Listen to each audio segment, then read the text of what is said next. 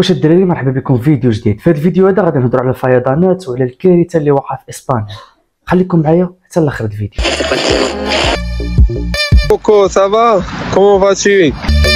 شنو وقع في اسبانيا بحيث كتشهد فيضانات خلفت العشرات ديال القتلى والمفقودين؟ فيضانات مفاجئه كتشهدها اسبانيا بحيث خلفت العديد ديال القتلى، تقريبا 95 قاتل على الاقل في جنوب شرق البلاد. وكذلك اخبار كتقول باللي مغربي واحد الله يرحمه اللي مات والعشرينات اللي مفقودين من المغاربه المقيمين في اسبانيا. واحد الحاله كيعيشوها خطيره بزاف حيت فرق الانقاذ مازالين خدامين وكيحاولوا يعثروا على المفقودين. فيضانات تسببت في بزاف ديال المشاكل، منهم فوضى وانهيارات بعض الجسور، سيارات اللي انجرفوا الشارع. واحد التقرير كيقول حوالي 155 الف اللي تقطعت عليهم الكهرباء في فالنسيا. واعلنت الشركه ديال السكك الحديديه اضيف الغاء جميع الرحلات قطارات السريع بين فالنسيا ومدريد وفالنسيا وبرشلونه. وكذلك هادشي اللي ادى لتاجيل مباراه مدريد وفالنسيا. حاليا كيعانيو معظم الاسبان بجميع المناطق من هطول امطار كثيره وعواصف ثلجيه. في الاخر كنعلن التضامن ديالي مع الشعب الاسباني وكذلك الجاليه المغربيه المقيمه تما. هادشي اللي كاين في هذا الفيديو، متنسوش تخلي واحد لايك، تابونا عندي، تهلاو.